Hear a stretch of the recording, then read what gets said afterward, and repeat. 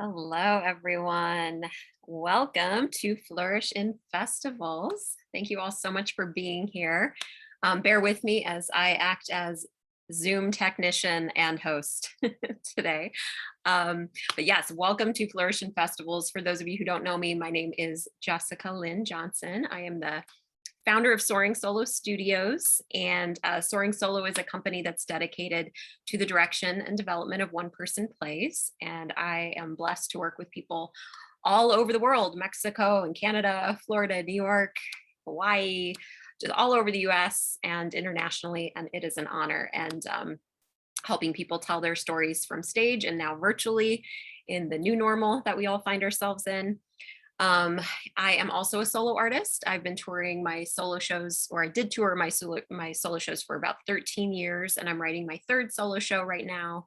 And I'm also a blogger for NoHo Arts. I write an article called Soaring Solo, which is full of tips for solo artists. So feel free to look that up. I'm also on the advisory board for the LA Women's Theater Festival, which is an honor. I've been involved with them for about a decade as well. So that's a little bit about me. I'd love to know about you. Please say hi in the chat. And if you're a solo artist, please tell us the name of your show or tell us where you're at in your stage of development. If you're just curious about solo theater, or if you're an artist of any kind, give yourself a shout out and let us know about your creative self. But yes, please say hi in the chat, and that would be great. So the mission of Flourish in Festivals is really just to create a space for this community to learn more about what it takes to be successful in the festival circuit. And sorry, I'm also admitting people in from the waiting room. And I really am so blessed to have an amazing panel of solo artists and also industry professionals who are joining us today. And the Soaring Solo community is jam-packed of solo artists who have done every festival under the sun that you can imagine. But today we're really focusing on the NAMBA Women's Voices Festival that was in Ventura, California, as well as the Binge Fringe Festival in Santa Monica Playhouse.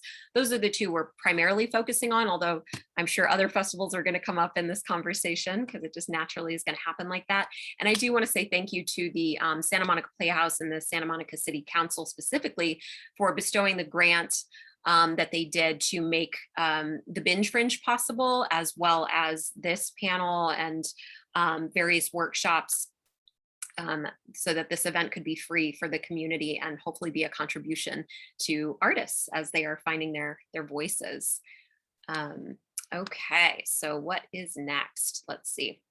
So basically the format of today, I'm just going to pop around and introduce you to each of my panelists and ask them a question that I think is their particular zone of genius, and hopefully get some really rich pearls of wisdom for you in the audience. And I am recording this, so just if you're overwhelmed with all the information you get, that's okay. You can watch the playback later. And everybody who's saying things, be mindful of the fact you're being recorded. So don't say anything you don't want grandma to see. Okay, so with that said, let me go ahead and find my first panelist, Liesl. Give me 1 second to scroll through here. And thank you guys so much for your patience as I navigate Zoom today. So I'm going to add the spotlight. All right. Hello, Liesl, and let me unmute you. Now, Liesl just did her world premiere Post Pardon Me in the Binge Fringe Festival. Yes, say hello. Finally. Yes, finally. And that's exactly what we're going to talk about. And she, just got a rave review from NoHo Arts. She did an awesome job. I mean, you would think she had done the show like a million times with how cool, calm, and collected she was. And yeah, so you were originally slated, Liesl, to do your show back in March of 2020, and then we all know it happened.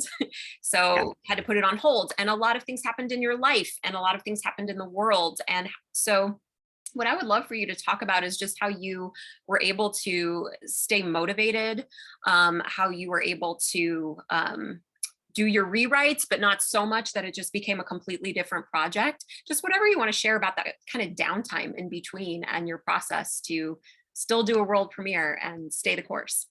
Yes, thank you. Well, I was able to do it because Jessica kept bugging me to, keep doing my show. Because my show was set to premiere March 16th, 2020.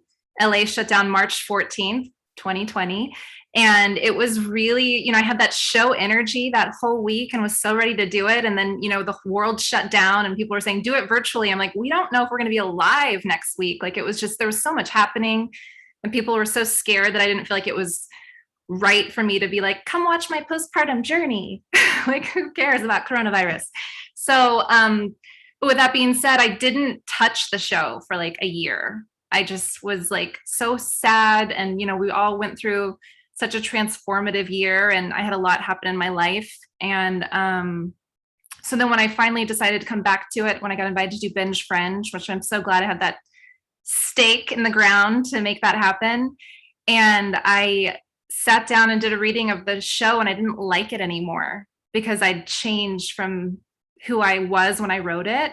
So I kind of freaked out and I was like, do I completely rewrite the show? And then I was like, no, I'm going to honor the Liesl that wrote that show because that was important to her 2 years ago. And my show's about my postpartum journey. And afterwards, I suffered infertility for 2 years. So I had this, kind of complaining about postpartum and then I couldn't get pregnant. So it just became like a different show to me. And when I sat down to read it, it was very emotional. But I did it and I had a few little rewrites, but I wanted to honor the Liesl that thought telling that postpartum journey was really important. So I'm glad I did that because it was important. It is important. Yes. Thank you, Liesl. I'm so glad you did too. I'm just so glad that you stayed the course because your story is so important. And I'm glad you didn't give up and that you did it in the timing that was right for you. Yes. Thank you. Awesome. Thank you, Liesl. Okay. So, and my audience, please make sure you're writing down any questions you might have, because at the end, we're going to have question time with you. So if, you have a question for Liesl or anybody else, please keep note of that because there will be time at the end. All right. Next up, we have Ozzo. Ozzo, let me add you. Hi. Hi there. So let me give you a little Do you intro. like my background? I love your background. I love your new hair. I'm loving everything. Yeah, apparently. I guess it's the popular. Yeah. My new hair is popular. Okay. Yes. So Ozzo show I Heart Morocco was in both the Binge Fringe Festival and NAMBA Women's Voices Festival and the Hollywood Fringe Festival. But like I said, we're focusing mainly on these two festivals right now.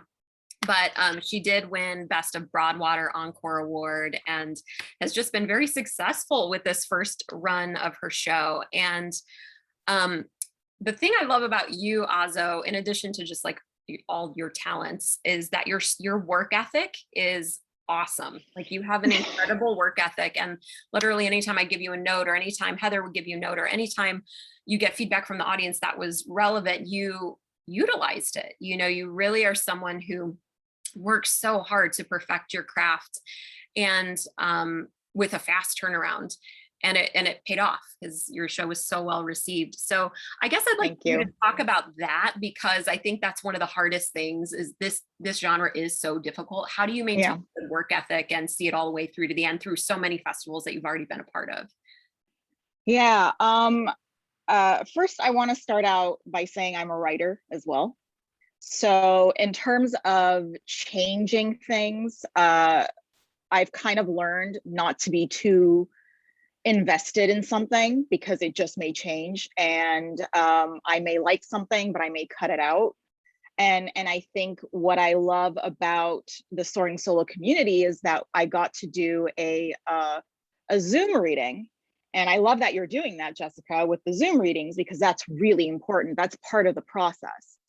And once I had that Zoom reading and I got really great feedback, I took a bunch of stuff out. Some things that I was like, oh, but this is so funny and great.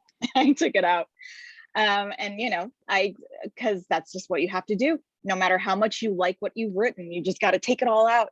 Not all of it, but you got to take things out that don't fit. So that was part of the process. But in terms of like the work ethic, and like just kind of maintaining that throughout the different festivals, I think what I realized, because this was my first solo play, it's a little different from doing the regular like multi-actor play, because it's so much of that is on you. I'm lucky I have a great director, and you took on a lot as well. And thank you for always being there when I with the frantic texts and like, I'm about to quit, you talked me down from, anyways. Yeah, so that's great. That's good to have. But also I think when I started with the Hollywood Fringe Festival, I had worked really hard to get to that point, kind of like Lisa, what Lisa is doing right now. I'm seeing from Lisa's Facebook and just in general, I've, the interactions I've had with Lisa Pezic, who also has a really great show that she's going to be debuting. I did the same thing. I did a lot of, and actually I learned from Heather Dowling. She was the one who said that she was going through her show, like every day, beginning to end, just kind of doing a run through. So before Hollywood Fringe, that's what I did. And I did that for a couple of weeks, because by the time I was a month out, Hollywood Fringe was in August. A month out, I already mostly had all my lines. And that was my big thing. I wanted to have my lines as quickly as possible so that I could work on the characters and make them more interesting, find better turns, better, choreography, like all the things that I wanted to incorporate. I wanted to have more time to work on them and to do more improv, because I do a lot of like improv with my characters at home. Like I'll go through a character and I'll like, well, what if I do it this way? What if I do the voice this way? I worked a lot on voices and all that, the turns and the different techniques I learned a month out. About 2 weeks out, I worked on all the lines every day. By the time I was doing Hollywood Fringe, after I got done with the 4 performances, I just didn't have to do that anymore. And I could just play. And at that point with the 2 other festivals, what I would say to someone like Lisa, I love Lisa, she's like, I'm totally like honing in on you, is like, once you're kind of done with that first performance, even let it go, relax. Don't get so like, I've got to do run through every day. At that point, it's in your body. By the time like you're done with your first festival, it's in your body, and all you have to really do is listen to the audience. Like, what's really not funny at all, ever. I have a couple of parts in my play I noticed like never gets any laughs. I'm like, but it's so funny. So I'm like, working on those, but stuff like that. So so that's really what I would say is before you first perform it, you want to be on top of it. You want to go over your lines every day.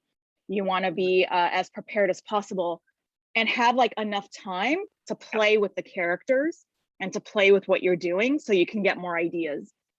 But once you're done with your first couple of performances, don't do that anymore. Right. Thank you, Ozzo. So well said. Yes. And I loved working with you because I knew, for so many reasons, and also just because I knew that I could tell my technician, like, she's going to hit her mark. She's going to say her line. Like, you can rely on that for sure. And you always did, like a total pro. Okay. Next up, Tanya Thomas. Let me unmute you and let me add your spotlight. Your virtual spotlight. Hello, welcome. So Tanya was just in Naturally Tan, which was in a slew of festivals, so the Binge Fringe Festival, NAMBA, and the Hollywood Fringe. Sorry, not NAMBA. Yeah. The Binge Fringe Festival, Hollywood Fringe Solo Fest is what I meant to say. Yeah. And where you got encored for both of those festivals, Hollywood Fringe and Solo Fest, and were featured in the LA Times. That's a lot of success for your first solo show. And what I really wanted to hone in on with you is I feel like part of our journey has been processing all the fear that comes up with that. And so many solo artists feel that. Pretty much every single solo artist feels that. And yet at every opportunity you were given, every invitation you were given, even if you were hesitant at first, you always said yes. And then you didn't give like a tentative yes, you were all in. You tried new things, new dance techniques, and even wondering like what all the tech bells and whistles that you added, the multimedia videos, like all of that, playing a drag queen as your primary narrator, like all the things that you you did that were so outside of the box and new for you. And even though you were feeling fear, you did it anyway. And you did it at such an exquisite level, that you were awarded and got great reviews and all of that. So I'd love for you to speak to up and coming solo artists about feeling the fear and doing it anyway, because you're so skilled at that. The fear is real. I will say that. For me, I have so many things in the background, which is I have 2 kids. I have to rely on my husband to watch those kids when I'm prepping my show. And that is what helped a lot in the run up towards Solo Fest and Hollywood Fringe and Binge, which was my husband actually took the 2 kids and went to Montana for 2 weeks. And that's how I had that 2 weeks to, go all in. And I know myself, it's like, I have to make sure when I say yes, I'm all in.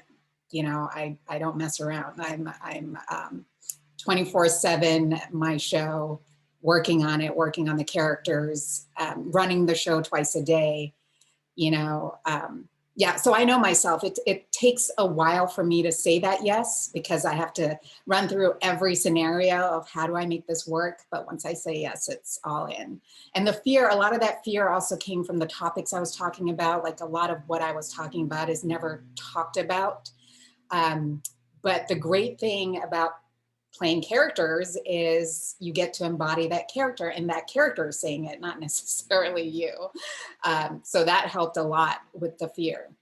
Like if you asked me to stand on a podium and talk about it, it might be a little harder for me. But just embodying those characters was a godsend for me. Mm-hmm. And actually doing the reading helped so much. It even took me a while to do the reading, and Jessica, thank you for, doing that extra little push. The Zoom reading helped so much because I was able to see how this show could affect people and how it could help people that, when you're in your bubble of writing your show, you never really get to see the impact. And, just seeing everybody on the Zoom reading be affected in some way, Mm-hmm. That's what took this show where it needed to go. Mm-hmm. And so I'm very thankful for every single person that was at that reading, and to you, Jessica.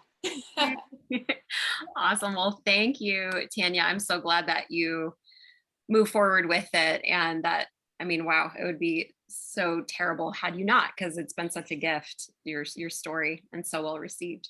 Thank you. Thank you. All right, up next we have Katherine Barnes with Yes, No, Maybe So. Let me unmute and add your spotlight. Hi, Katherine. So Hi. Katherine just recently did the Binge Fringe. She also did a run at the Hollywood Fringe, and she was active through the whole pandemic with Solo Fest and Stream Fest. And Whitefire awarded you with the Female Empowerment Award, and you've done like at 2 or 3 solo shows at this point. I haven't been involved with 2 of them, but I feel like you already had several on your plate before that. So Katherine, I feel like with you, obviously your music is a huge talent that you possess, and your lyrics, and your characters, but I'm going to focus mainly on your music here. And I would love for you to talk to people who are considering adding music into their solo shows, like what you think the pros and cons are of that. What were the challenges of that? What were the joys of that, having music be such a crucial part of your storytelling? Okay, so pros and cons of adding music to a show. Okay, so before I answer that question, I will say that I've done 2 solo shows, and with the first one, there were like 2 versions of it. And the first version of it was literally just a whole bunch of songs that I wrote that I smushed together. And then I did a little bit of awkward stand-up comedy in between, and that was the show. Okay, and then I found Jessica, and I learned like that does not a solo show make. And so then I took the songs and I wrote characters and scenes in between them, and that was what that was. So with the first show, it was like the music was first and then came the show. With the second show, I just started writing scenes in the little groups with Jessica, And I was like, yeah, I don't know if I'm gonna make this one a musical. And Jessica's like, oh, but it's such a strength of yours. And I was like, damn it, I guess I'm gonna make it a musical. So what I did was I looked at each scene and I thought, okay, what kind of song do I want to put here? And it was pretty clear because I'm a musician. And so many of the things in my show were like automatically had music that kind of went with them. And so like, for example, there's a couple scenes where I'm doing classical music when I was in college. And so I took those pieces and I wrote words to them. And it felt like, I'm going to be real honest with you, it felt very seat of my pants. Like I did my reading, like what Tanya was talking about. And I read, and then I'd stop and say, okay, here is going to be the Blue Danube. And then here is going to be this, and here is going to be this. And I was like, oh my God, what am I doing? Because this was like, 2 months out from my show. And literally before every single group thing with Jessica, I'd be like, crap, I have to write something. And I'd just write a bunch of stuff down and be like, I hope this is good. And then show up. And so I guess the downside to answer that question is that it's more work. Okay. The other downside is that singing, I'm still learning to manage my voice because I'm not a singer, I'm a percussionist, right? So they never taught me like, here's how you warm up and here's how you only drink coconut water and wear a scarf and be very like, well, I guess I got the scarf thing down, but you understand, like singers, they're like ballet dancers, like they really know how to take care of their voice. And I don't really know that yet, Mm-hmm. So anyway, that's the downside is that, but then the upside is that it's super fun. And honestly, like, the whole reason I learned to write songs is because people don't listen like when we talk. But if I can make it funny, I can make it have a tune, then people will listen. And I also think it helps to break up the show a little bit. So it's not just like all one thing, it adds variety. So pros, variety, fun, people will listen. Cons, it's a lot of work. Awesome. Thank you, Katherine. So well said. And I love your singing voice, just for the record. So, can I have that in writing? Yes, actually. Okay, thank you. So next up, where did you just go, my beautiful Veronica? There you are. Veronica, let me unmute you and spotlight you. Hello. So Veronica Matthews was recently in Trendsetter, which hopefully all of you saw. It was in the Binge. It was also in NAMBA. It was also in the Hollywood Fringe Festival, nominated for Best World Premiere, Best Solo Show, Solo Splash Award, and won an Encore Producers Award. I mean, that's not too shabby. Also got multiple rave reviews. And what I think is your zone of genius, and this is now your second solo show, is your ability to give deeply personal confessions and really challenging topics humor. You always find humor and levity while not diluting the importance of what you're talking about or disrespecting the importance of what you're talking about, especially around things like, transphobia or gender construction or the complexity of being our true selves and the things that we go through trying to do that. So I would love for you to share with people just how you're able to be so honest and vulnerable with your audience and yet still have a sense of humor about it. Wow, that's a loaded question. Okay, I guess that's, two things. First of all, how can I be so honest and vulnerable? Well, obviously, if you see my show, it's kind of about a whole transition. And within the show, you see that I wasn't always the most honest, especially in a specific relationship or relationships or just in general.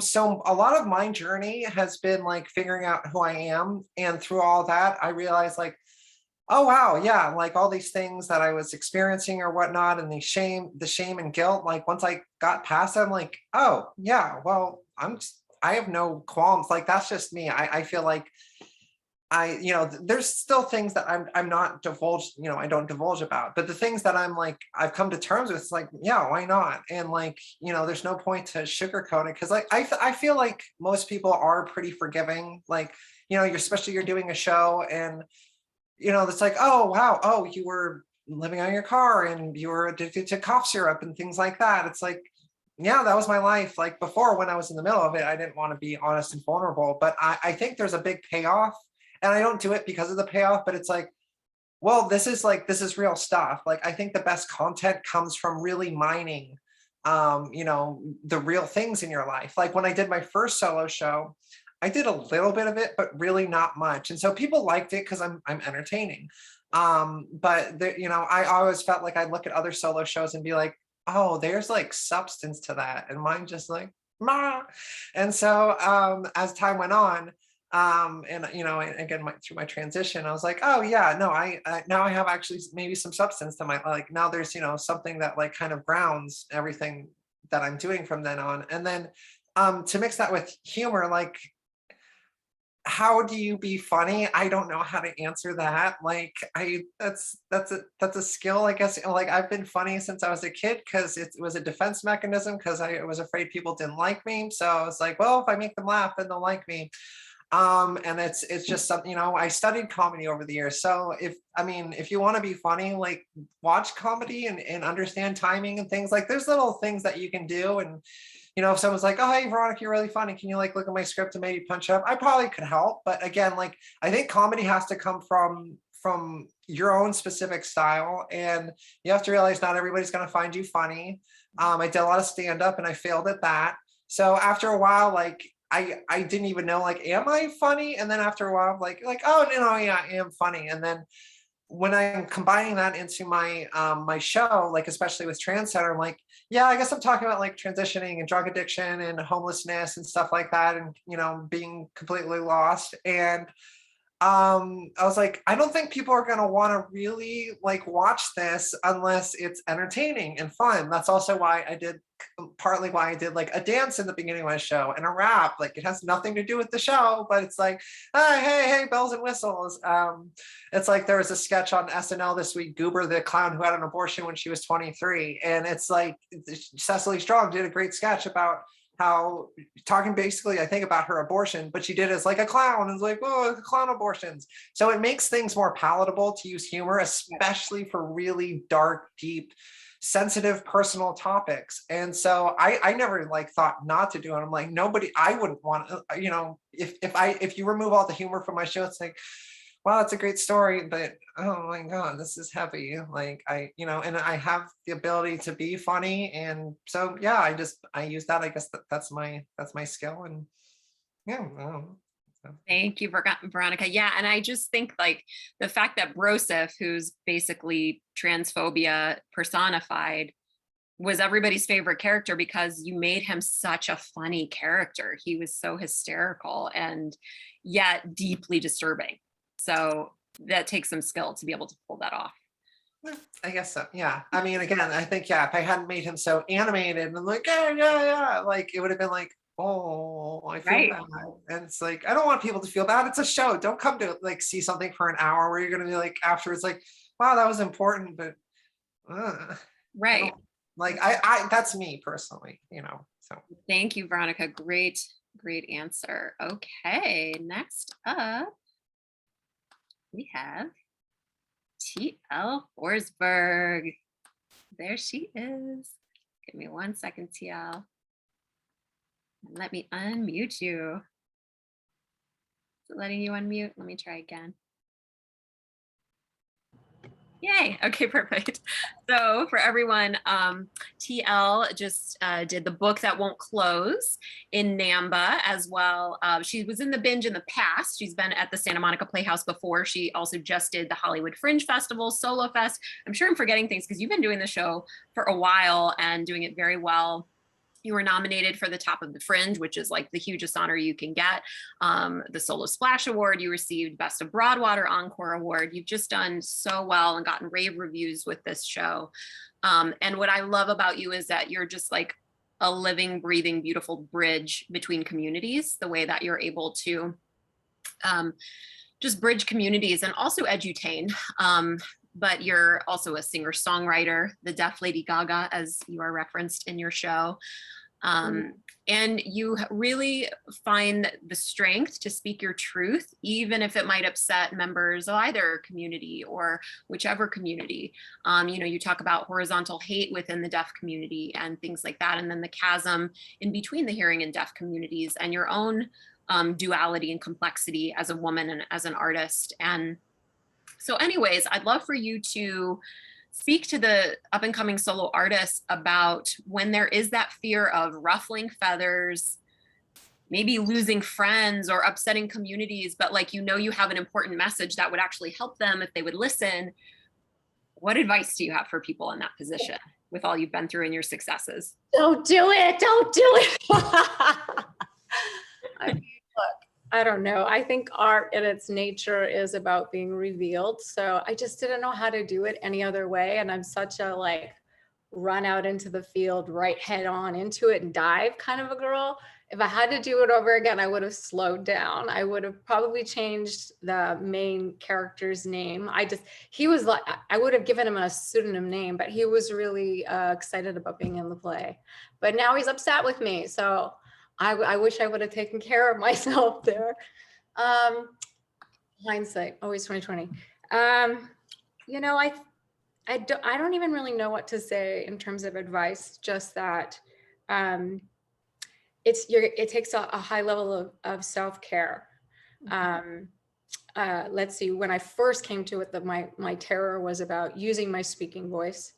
After 11 years of touring and not using my speaking voice and my audience there and my community. And so that was a piece I had to open up to. I don't think a lot of people know that, but it was hard for me to physically speak. And a lot of my notes were like swallowing things. So it's like, I just kind of had to, you know, grow myself through it. I was afraid, but part of me felt like if I'm living disembodied in a way with this part of me that's hearing and deaf, to the point where I thought I would take my life, I'm just gonna be honest, like it was a real dark time, then maybe other people are experiencing this. And so if I name it, maybe it's gonna help somebody else who's living marginalized in my community. And most of the deaf kids of the younger generation have the implant and the hearing aid. And they're kind of dualistic like me. And so I guess the truth is when you live that way, fractionalized, it's really hard to have a healthy relationship. It's really hard to have, you know, most of the things that you want in life. So it was hard for me to, I noticed I didn't put any music in my first, we debuted it at BFF, Santa Monica Playhouse. I didn't add any music. And then I said to Jessica, I said, oh my God, you know, I have a whole album of music. And she's like, what? So something felt vulnerable there about, I want it to be the actor and not the musician, but it took a while for me to layer in my music. And that was really, really good. It also took me probably about 7 or 8 shows before I went to the deaf community and marketed it. And because I had developed enough strength through each show and the support of the community and being seen, I would say my biggest takeaway is, and like, here's the odd thing as a celebrity in the culture, I did not get support from the deaf media, deaf organizations. Like I even saw it at NAMBA, like they just didn't take the theater's call or my call. And there was a place to let that in, that there's cancel culture happening. There's a lot of binary voices and feel that. So I'm going through a grieving, a little time. Just my family didn't like the show and support it. And now the deaf community are having their feelings about it. But here's my actual truth. My show is kind of like the equivalent of wearing a meat dress. It's like, I know that I'm a provocateur and that my art is designed to provoke and make people comfortable. Like when people go to see Ozzo show, they give her a standing ovation in the theater and then they give her one outside. And I'm like standing outside going, I wish my audience was this happy, but they come out a little like, huh.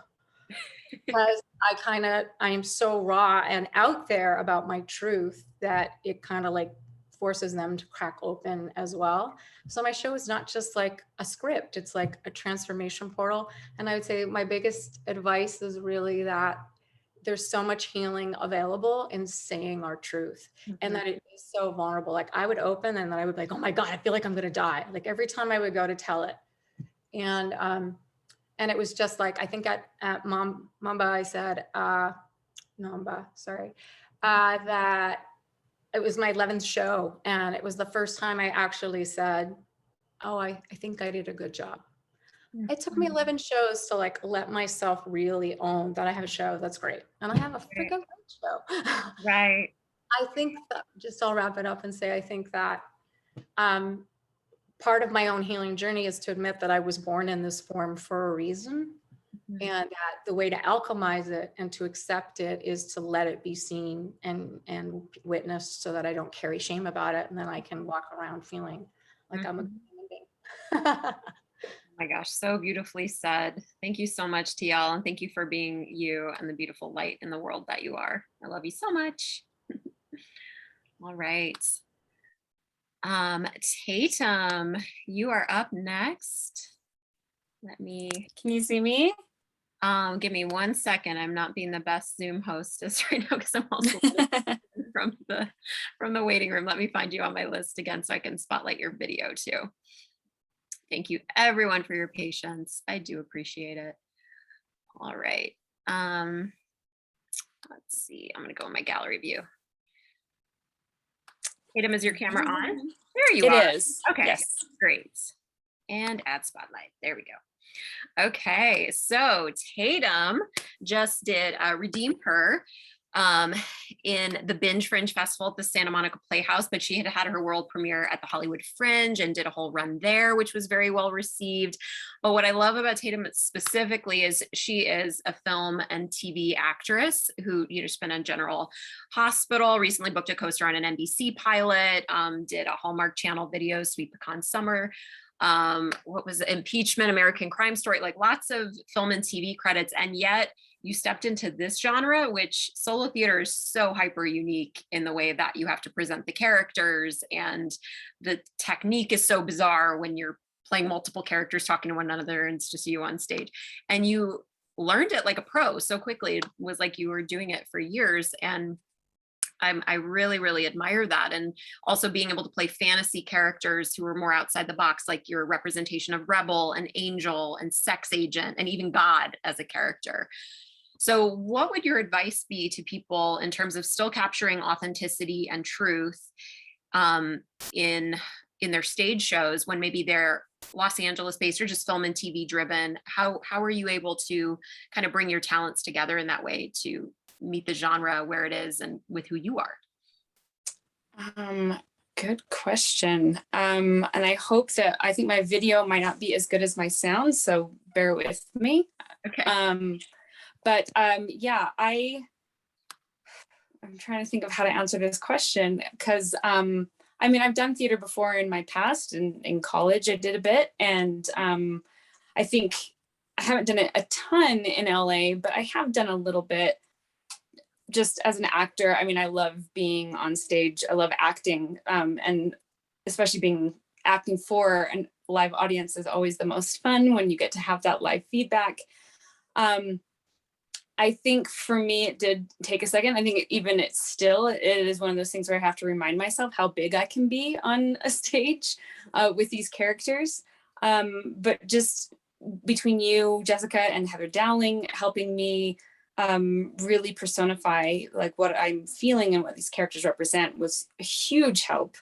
But also just, I don't know. I mean, I think just as artists, I hate to say that I am just like a TV and theater or TV and film actor, even though that is more of my focus. I love performing in general, and I love creating art. And if that means like this being this bigger person, or if that means adjusting a little bit for the medium that I'm in, I'm all about it. I think it's so fun.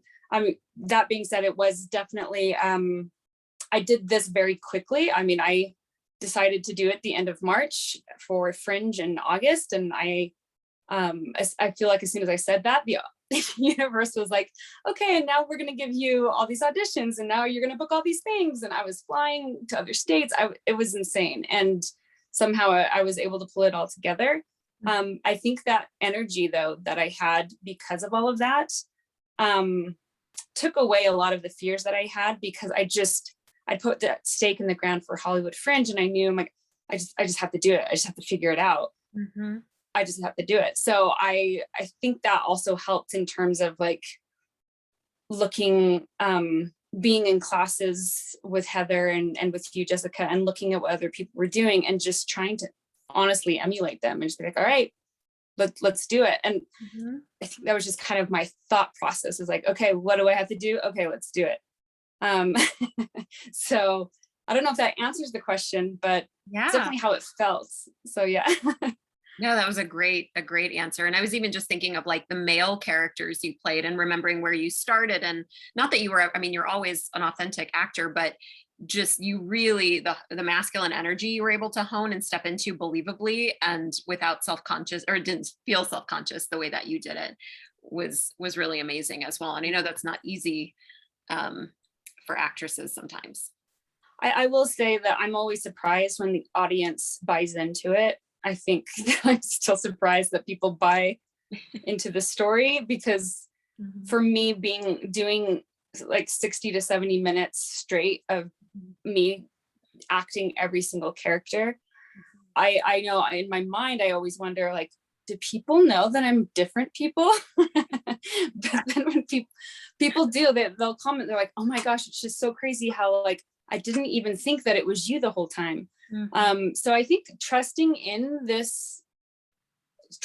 solo art is a lot of fun. And I think to anyone who's hasn't done it yet, just trust the process, trust you and Heather and everybody who's teaching it, because it really, it's like magic, but it really, when you commit to it, it's amazing how the audience buys into it. And it's such a beautiful, I mean, I'm in love with solo art now, because it's just such a fun way of telling a story. Well, thank you, Tatum. Thank you for being Thank you. Great answer. All right. And next up, we have Kamakshi. Let me find you, Kamakshi. There you are. Yay, easy to spot. Okay. Let me add your spotlight. Oh gosh, Kamakshi, I'm gonna have to try and be concise, because there is a long list of things I could celebrate about your your solo journey. So Kamakshi's Wild at Heart is her third solo show. She's currently, well, it's her second. She's working on her third, Resilient AF. She's a recipient of the Producer Encore Award, Larry Cornwall Musical Excellence Award, Best of Fest and Solo Fest. She's been doing her show for years, and it's just been so impactful and well received. I really could go on and on, but I will stop. So recently you were an official selection for NAMBA Women's Voices Festival. And what I think is so special about you as a performer is your ability to take serious trauma and just really intense subject matter and use it transformationally, not only for yourself, but for your audience. That is such a gift that you can hold that space for everybody who comes to see your work. And I know that that's the work you do in the world too, as a healer. And you're just really one of the strongest, most brave women and people that I've ever met. And so I'd love for you to give the audience, the solo artist, whatever advice you have about, when they've got some serious, dark, challenging material to talk about, how do you find the courage to do that? How do you find the space and the grace for yourself to do that as a solo artist? What would you like to share about that in your process? Wow. Where would I start with that? Well, definitely.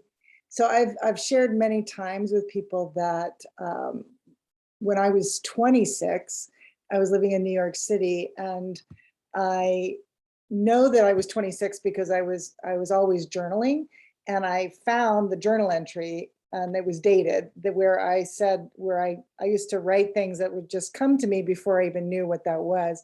And I wrote, "You will be called upon to tell your story." And I was in theater, and I had seen a lot of one-woman shows, and Anna Devere Smith was at the Public, and Lily Tomlin was doing Search for Intelligent Signs of Life, and it was in the 80s. And so then that was that. And it really I was in graduate school for spiritual psychology when I did what Jessica insists on calling my first show, which I did put together, kind of like what Katherine said, like I did like an early version, and I was proud of it. But very, very early. I knew nothing else about solo art and solo artists. Fast forward another 14 years, And I run into my friend Candace Carnicelli, who is in the solo community as well. And she says, oh my God, I'm working with this amazing woman. And I didn't even ask her what she was doing. She just volunteered it. And of course it was Jessica at the White Fire. Got there, met Jessica and got started. So short version, 30 years it took. 56 years old, I premiered at the White Fire. And the reason I'm telling you all that is because when I was in the dressing room for that first show, and by the way, I'm quite sure I'm the reason that Jessica started insisting that you do readings, because my first show, I had to use my script because I couldn't memorize it in time. And I think Brian was like, oh no, we can't keep having that. So it's all my fault. And anyway, so there I was looking in the mirror in the dressing room at the White Fire. And I thought, now what have I gotten myself into? And I realized, but in a blinding flash, after all the self-judgment that I hadn't gotten to do my show earlier, I realized I could not have done it a minute before I did it. And I'm saying that because I had to do all the work that I did on myself to be able to find the courage to be up there on stage and share some of the things that I shared. Mm-hmm. It took every ounce, everything, and I did so many things to heal. So I say that just because it's not for the faint of heart, as we all know, and it is paramount that you get the support you need and be gentle with yourself. Take pauses if you need to, take a break, put it on the shelf if you have to. Don't, not to put on yourself that, oh, well, gosh, I said I would do it. I'm going to push myself. Well, maybe you're not ready yet. Maybe a part of you is ready, but another part isn't. And it's so important to tend to that, because otherwise the fallout is not good. And even with all the work I've done, it really, it was a big deal, and brought up a lot more stuff that I had to process for these past years. So it's to really see yourself as a spiritual soul warrior, like this courageous, phenomenal human being, this rock star of faith and hope and trust, and everything you can do to treat yourself in that way.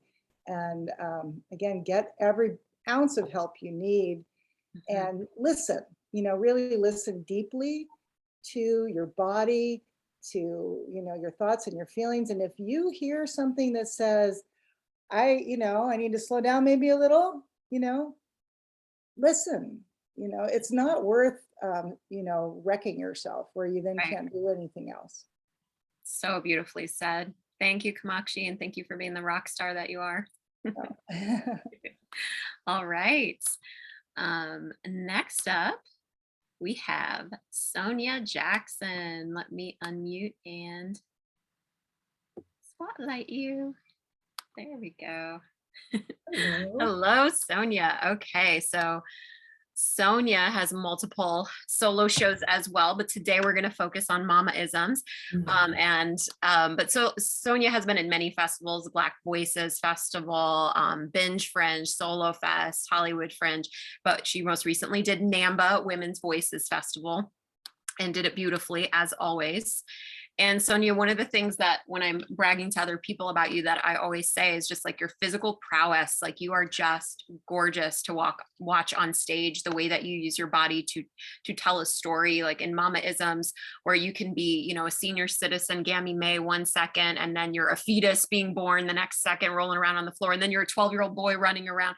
I mean, it's really amazing the way that you access characters so authentically in your body. And you're not sitting there jugging a whole thing of water to do it. You're not hyperventilating to do it.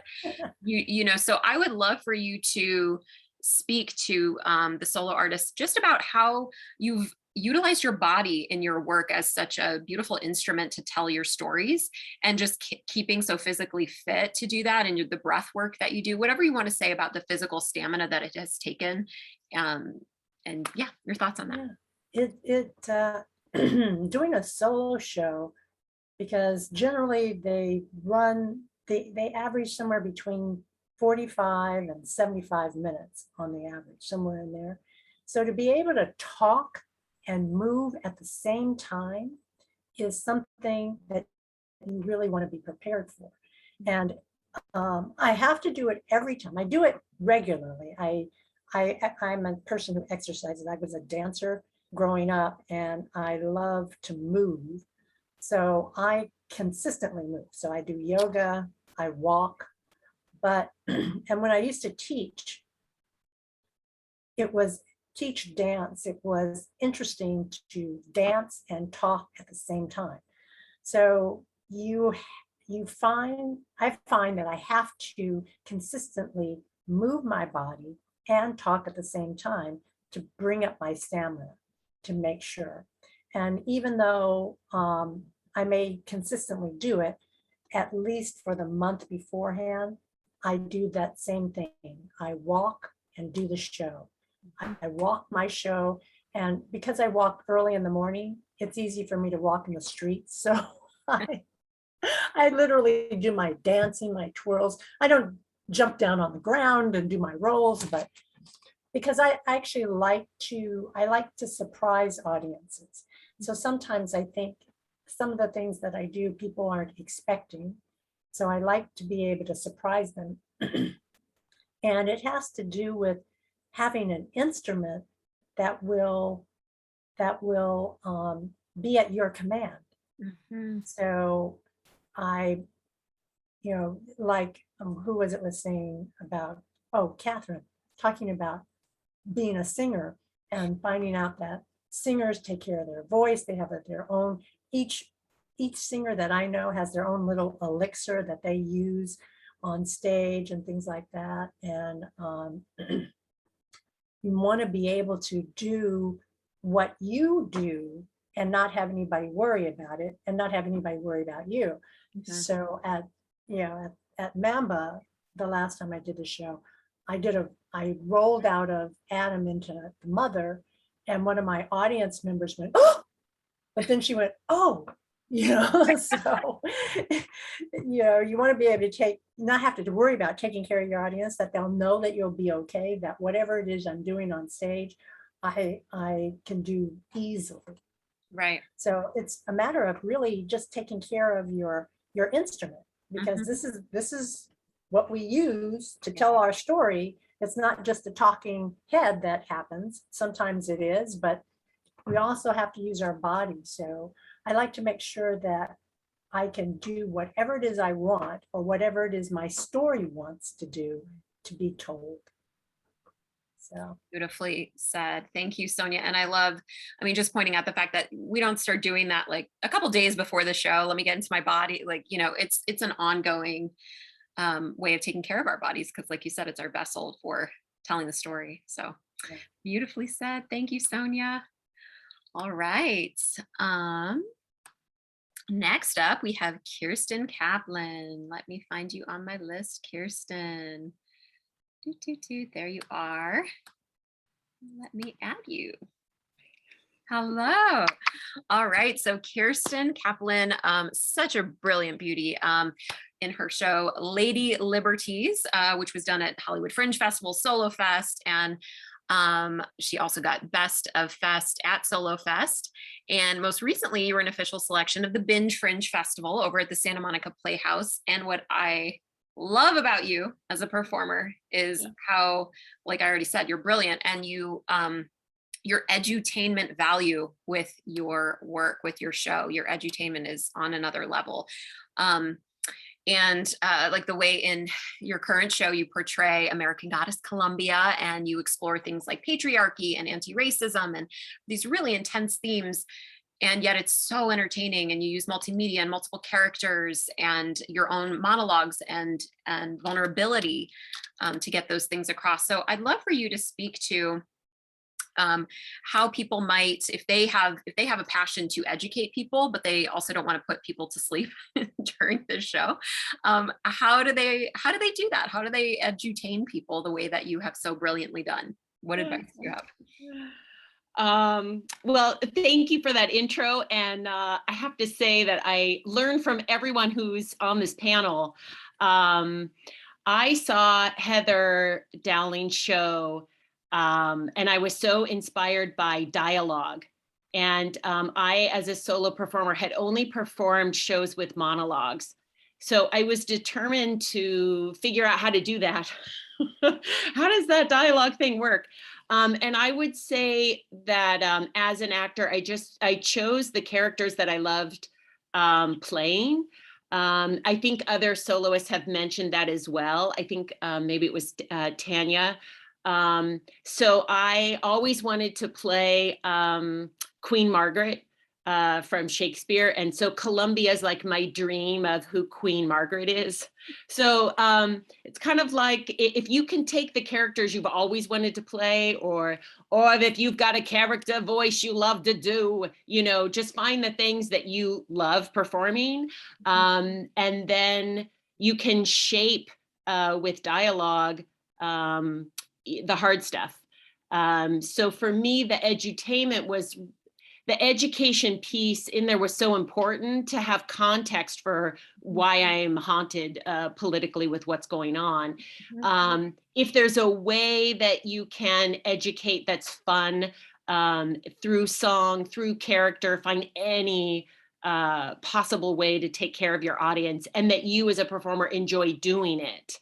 I think those are the two things. And I would say I'm still a work in progress. I'm still trying to figure it out. And that's what's great about the solo community, this whole community. It's been mentioned before, Jessica, with the readings and every single thing that Jessica recommend doing. I said yes to, even when I was like, I don't think I'm at all prepared. And then in doing it, I did 10 minutes for the solo salon, and that was really helpful. And I did something in snacks with the character that then I ended up not using, but that was really helpful. So I would just say, if you're starting out, if Jessica invites you, say yes. And in the process of doing it, you will learn a great deal. And everyone on this panel is enormously helpful. So making connections with other solo artists, and if you get stuck, to just ask for help. All those things are really helpful. And the edutainment part was really helpful because I got a lot of feedback from group where people were like, I don't know what you're talking about, or why did you say this, or this doesn't make any sense. and that feedback would really help me go, oh, okay, I have to start over and explain things. Great. Thank you, Kirsten. Yeah, that's such an important point of letting other people in on our process, especially when we have a brilliant mind like yours, because it's wallpaper to you, it's stuff and just remembering that sometimes people might need to get clued in on it. So yeah, allowing other people into the creative process to fill in those blind spots is so important. Awesome. Thank you, Kirsten. Great answer. Okay. Next up, we have Diona Varko. Come on up. All right, Diona. So, oh my gosh, another one. It's like, how do I give all the accolades for this brilliant person in front of me? So, so Diona Varko's show Shattered is a past performer in Binge. She's also done Hollywood Fringe and Solo Fest and LA Women's Theater Festival. And now she's all over the globe, and either virtually or in person, just really getting her show Shattered out there.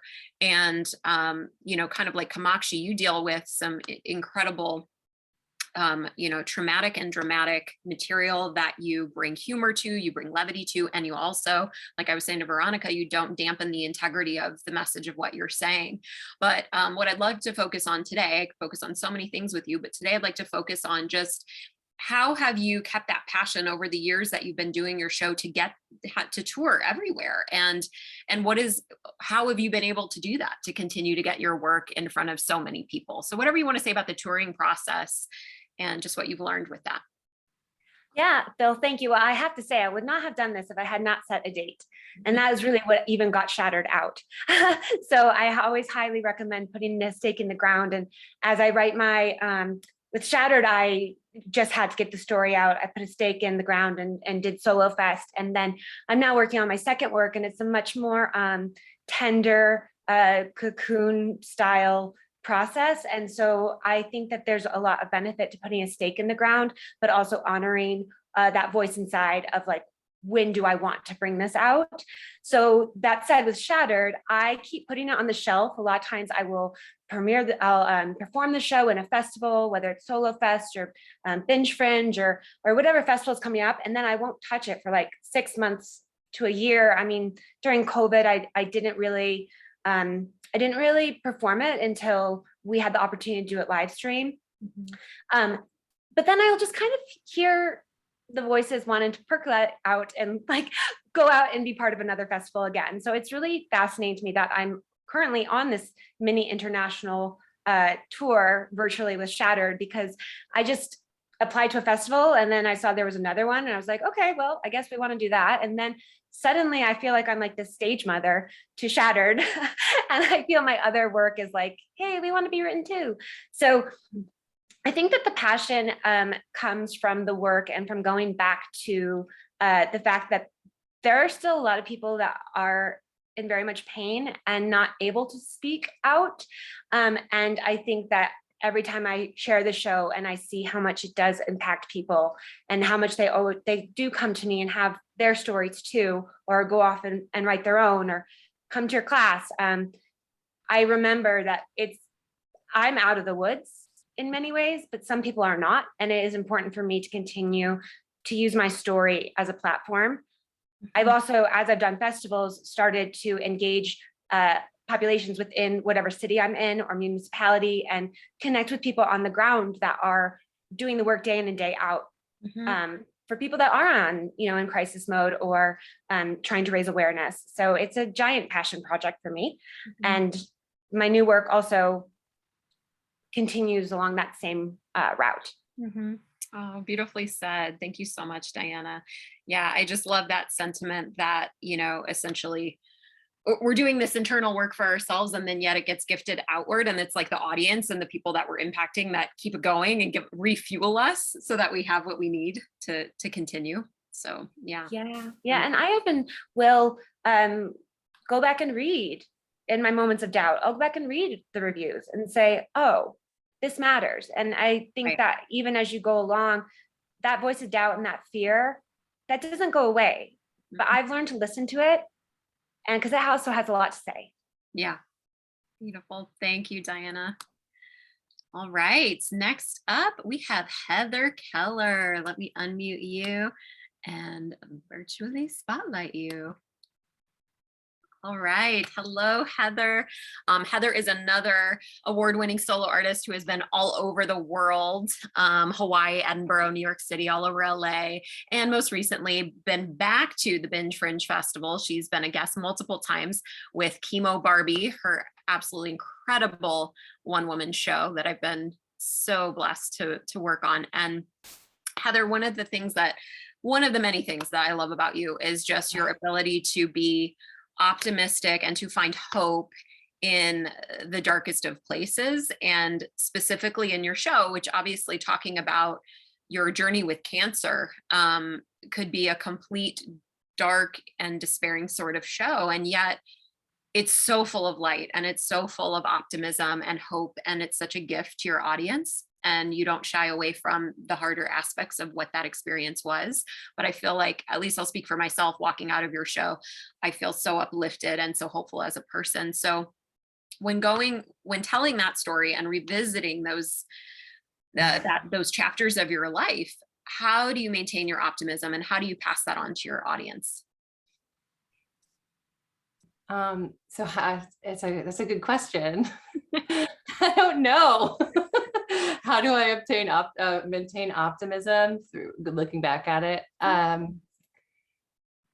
It's, I don't know. I actually wonder that sometimes. I'm like, yeah, it's a hard one. I don't really honestly. You're like, how am I such a positive person? I think it's sort of like, I guess, a lot of therapy.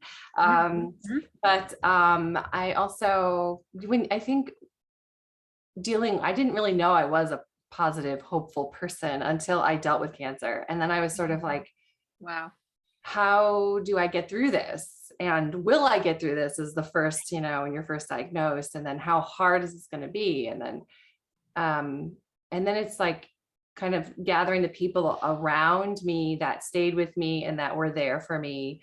And then, you know, from doctors to friends to some family. And it just showed me, it kind of, it's like it puts this little pinpoint onto the world of like, this is what's important. You know, it's not any of this, it's not that, you know, it's not running around for auditions and doing this and trying to get that job and this job. It's really like, what is actually important? Because because we're all gonna, like, life is gonna end someday. I know, like, it's not something people really ever want to think about, including myself. But when you're in that situation, you're sort of forced to, and you look at it, and I was kind of like, okay, oh, having a child is important, you know, for me, maybe not for somebody else, but it just sort of focused me into this, like, what is actually important? And then how do I obtain that? How do I get that? And doing the show was something that came out of, I'd always wanted to do a solo show, but I was an actress, writer, running from classes to auditions and then all of a sudden I was diagnosed, and my doctors were saying, write this down, all your symptoms, this, and this. And then when I brought that one piece to you back in like I was still in treatment when I met you.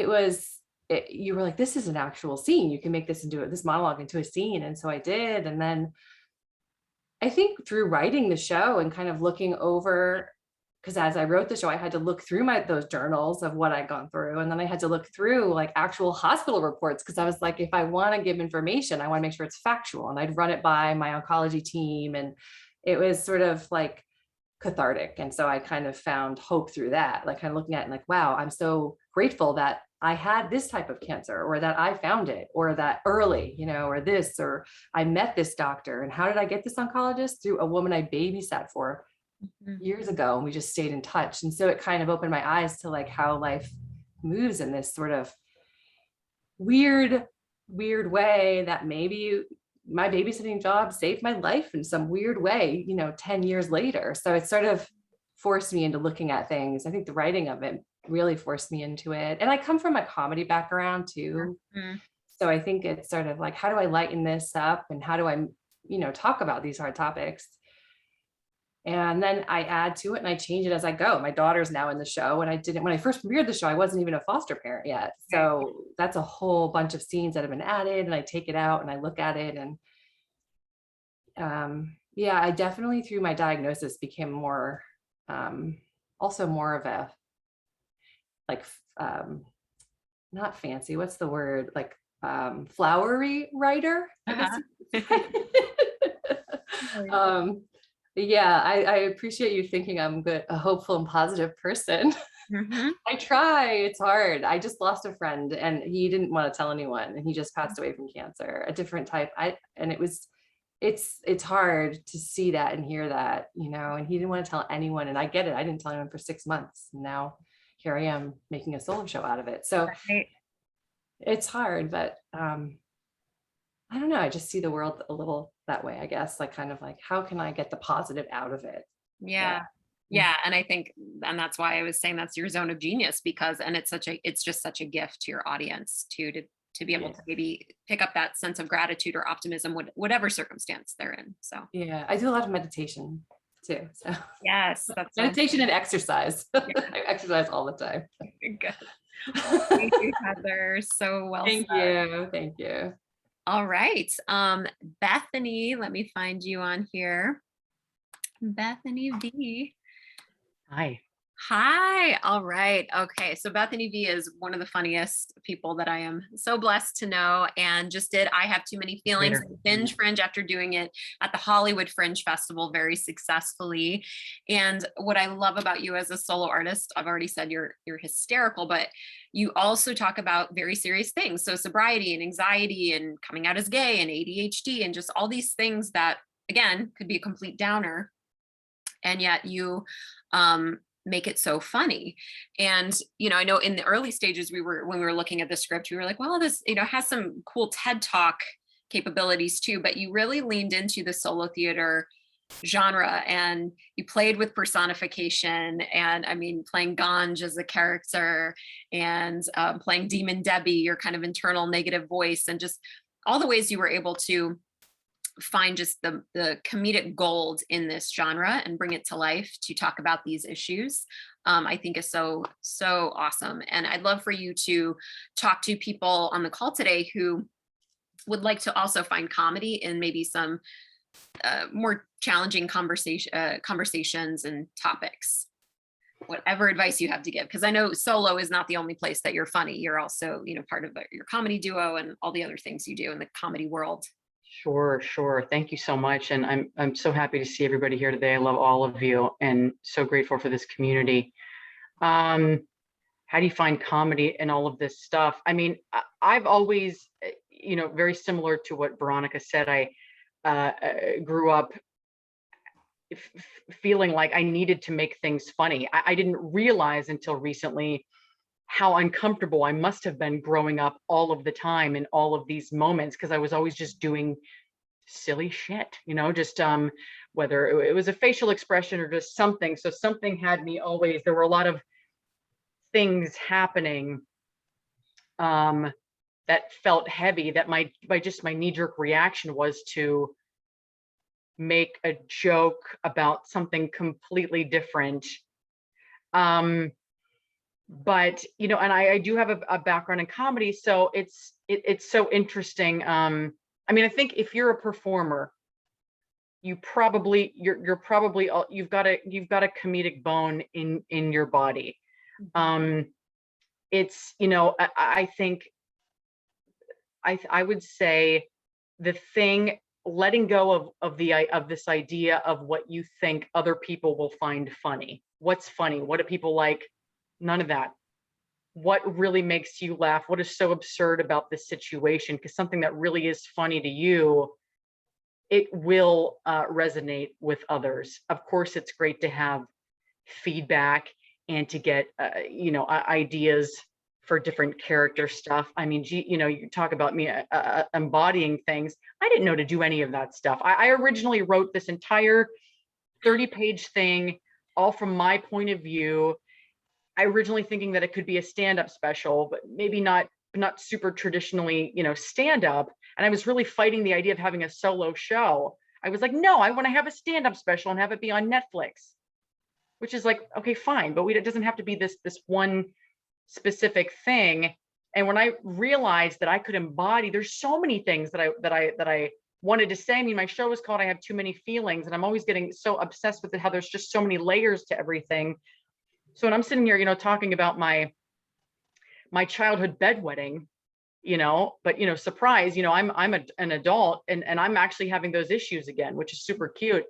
And I would have never thought to portray my sleeping bag, my childhood sleeping bag that was, continuously saturated with urine, because I was taking it, hopping around, to sleep over. Somehow I would have never thought to do that.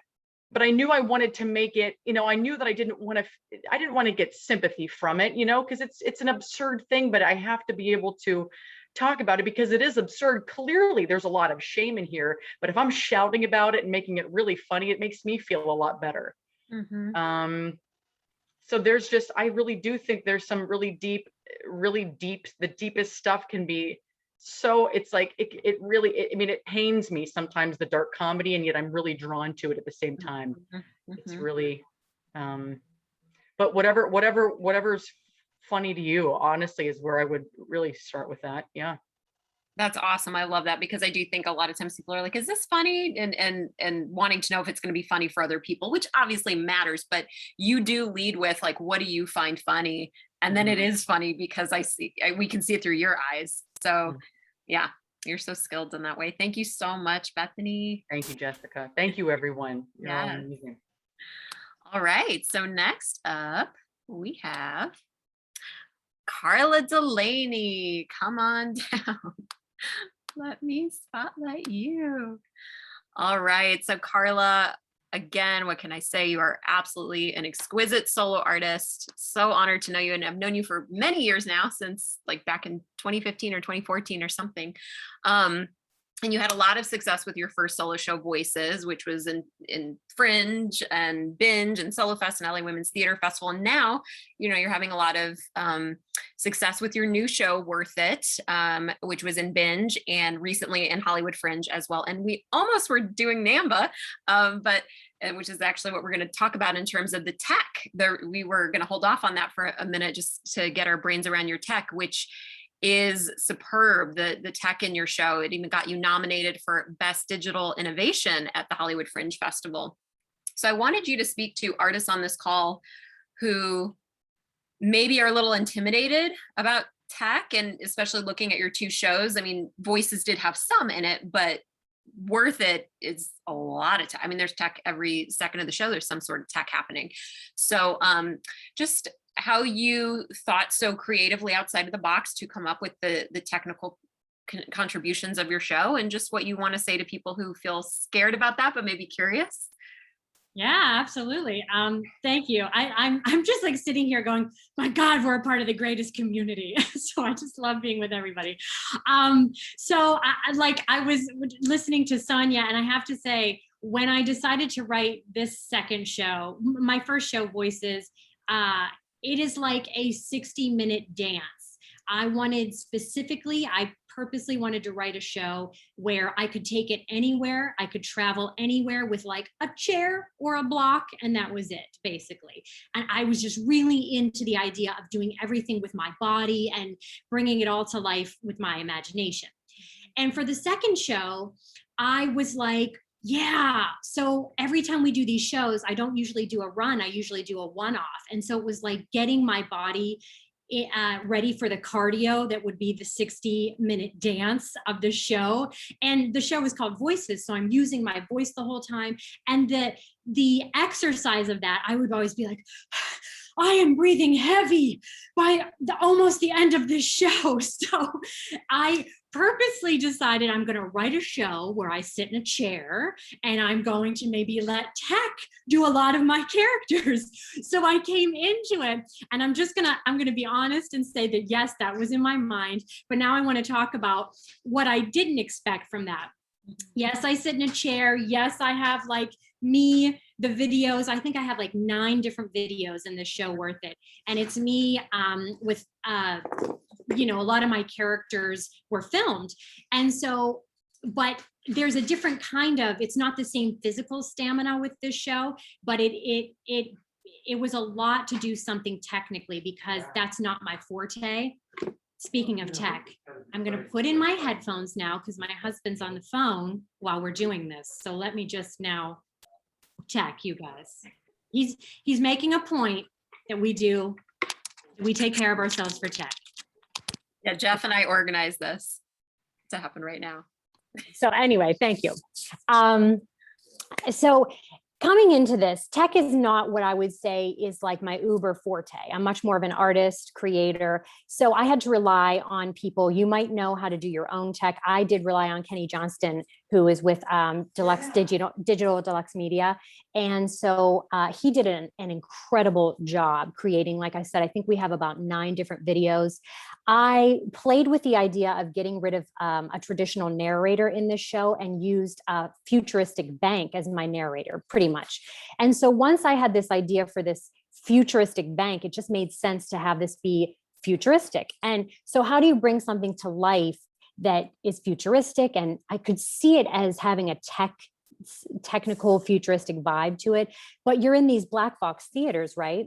I was inspired a lot by seeing Sarah Jones when she did, was it Sell by Date or By Date? Mm-hmm. Yeah, Sell by Date. She did it at the Geffen Theater in their black box space. And there wasn't a lot of tech, but it was a very clean, futuristic look to it. And I thought, cool, okay, so I can get this kind of a look.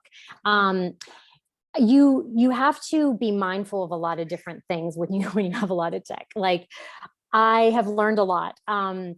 So basically I use a lot of projection. And so when I was writing the show, I kept seeing the white fire in my head because I'd been seeing what they were doing. And they have this beautiful, gorgeous screen, and they were really focusing in on live stream, and I knew what it looked like. And so when I was creating everything, I had that as kind of my like, okay, I definitely want to do the show at that theater because I know they can handle what's in my mind and my imagination. And so, but since then, we've taken the show to various different theaters, and you have to think about, can a theater handle what you want to do? And with NAMBA, I decided not to do that because I felt like there were just too many moving parts. But the good thing about it is that show has made me think about my show, paring down, what do I need? Absolutely. What am I willing to get rid of? What's okay to get rid of? And I've even thought about, okay, if I'm in the shape to sing it, I could sing 9 of those songs by myself on stage and not have any of the video projection if I wanted to. Because if you've seen my show, or if you've not seen it, the singers that are projected behind me, I had this idea for like a Greek chorus that would be in a futuristic bank. So of course it's on a performance. It's like a open mic jam session. Again, your imagination can go wild, whatever you want to do. I would say have a budget, because, if you could go real shoestring budget where you're just like, I'm going to take blue fabric and make it waves in an ocean. But with tech, I wasn't going to do I don't know how to do that myself. I didn't know how to create the videos. So I had to have a budget. And I learned that because we started with the first video and I was like, yeah, I love this. I love that. And I was working with someone really, really capable at their job. And then it was like 17 hours later that they were working on it. And they're like, here's your bill, ma'am. And I was like, oh my God. Okay. That's a lot. So then it made me think, okay, I need to have a budget for, I don't want to limit my imagination, but what are the things I know I want? I think you have to really talk to the people that you're working with, get on the same page. I'm trying to think. Well, Jessica, you know this, in tech, I now know that I need almost an hour more just to make sure, like at the Wi-Fi, there's a white projection screen. When I did the show at the Hollywood Fringe Festival, we projected every image on a black wall. When I did it at the Santa Monica Playhouse, it was a gray wall. And I didn't realize that every time I go into another theater, we have to spend about 40 minutes tweaking all the videos, contrasting. They might need to be lightened. They might need to be darkened. They might need to be, you have to change those images. So it's been awesome to utilize this space we're in, which is kind of this really cool hybrid of live theater and TV, but that's been really, really exciting, doing a show that's allowed me to explore that. And then it's just been also a learning curve, knowing I decided to take the same technician, Rebecca, who ran tech for my Fringe show. And I hired her for Santa Monica Playhouse, because for me, it made me feel good. Like, I don't have to worry about that. I like to be an actor that comes in and knows what I'm going to do as an actor. So with this, I've had to wear a couple of more hats. I've had to give myself more prep time to be an actor, to do what I need to do for myself. And also to be like, is my tech where I want it to be? Does everything look the way I want it to look? Right. I have not come up for air. So so well said. Awesome. And yes, I mean, tech is a beautiful beast, but I'm so happy you stepped into it and you got your nomination for it, and bravely, went on this new journey with the tech. It was awesome. And also the really cool thing about it is I've been able to repurpose so much of my tech. I use it for marketing. I use it for social media. I've used it for things that I'm just, to put out there that are not even related to my show. So I've really been able to repurpose a lot of what I've used. A lot of what I created are these living, they live on their own. So it's been really fun. Yeah. Thank you, Carla. Love it. Okay. Just have two more guests. Up next, we have Phil Sokoloff. Thank you for your patience. Let me add you. So Phil is an awesome publicist who I've had the honor of working with. He was the publicist for the whole Binge Fringe Festival, but he's also the publicist for LA Women's Theater Festival. He's represented many of my clients on various projects and in the Hollywood Fringe and all of that. And so Phil, I would just love to pick your brain a little bit for the solo artists on this call in terms of when it comes to publicity for a solo show, and hiring a publicist, having a publicist be a member of your creative team. Why do you think that's important? And what advice do you want to give to solo artists when they're coming to work with you? Like, what can they do to put their best foot forward working with a publicist? The advantage of having a publicist is that I can put you out there so that at least more media know where you are and that you're doing a show. And in conveying the information to the public, they'll know that a greater number of people will know that you're out there and doing something. The first question that I ask any new client is, who's the audience for your show? Because somebody has to buy the tickets. Right. But also, I also know that if it takes somebody longer than 15 seconds to start answering my question, I know the show's in trouble. Also, knowing who the audience for your show is facilitates reaching out to those segments of the population who will be more likely to come see your show. Right. If there are some shows that will appeal more to mature audiences, there are some shows that will appeal to younger audiences. There are shows that appeal to ethnic audiences. There are shows that appeal to people with special interests. What else? And what about when you're writing a press release for someone? How do you hone in on what to focus on with that press release as that's going out, I assume, to bring in those reviewers or bring in those audience members? So what goes into that press release when you're creating that for a client? Now, the 5 W's of journalism: who, what, when, where, why.